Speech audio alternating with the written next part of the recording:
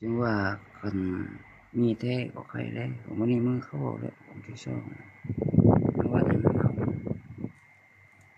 วันนี้มือเข้าน้องอื่นเดินจะเป็นมือเข้าแม่เจ้ามือนายมันมือเข้าเป็นเสื้อเจ้าเขาบอกแม่กันผู้ยิ่งกันนั่งทั้งหอกก็ว่าซ้ำกันพุทธซีก็ก็เสียวกันนั่งแกพวกนี้เกิดซ้ำในสำเนื้อคือเขาเป็นผู้นำก็เป็นเจ้าเป็นนายซ้ำก็มามืนเราพุทธซีก็เสียเราตำลังดังนั้นเขาลองเลือกไหมเขาจะเอานกจักเสือเขาจะเอาซ้ำเขาจะเอาซี่เขาจะเอาห้าลองเลยเจ้าของนกจักเขาจะเอาซ้ำอะไรเป็นคือว่าซ่องโอ้พวกซี่บัดเดียว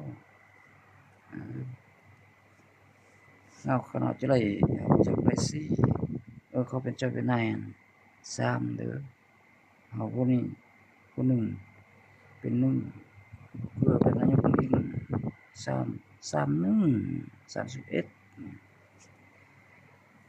นั้นเป็นอย่างไรสิ3 คนก็เป็นเจ้าเป็นนายมากๆคืออยู่นครหลวงก็เรื่องพระเจ้าพระนายกันเองไปเอาพุทธเสียไปก่อนมีจริงก็เสียตำลังนั้นก็ทั้งนั้นเขาเลือกเอาเลือกเอาเมื่อใดมึงเข้า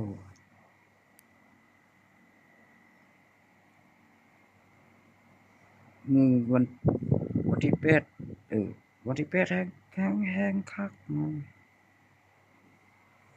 วันที่7ย่างวันที่ของมันมาวันที่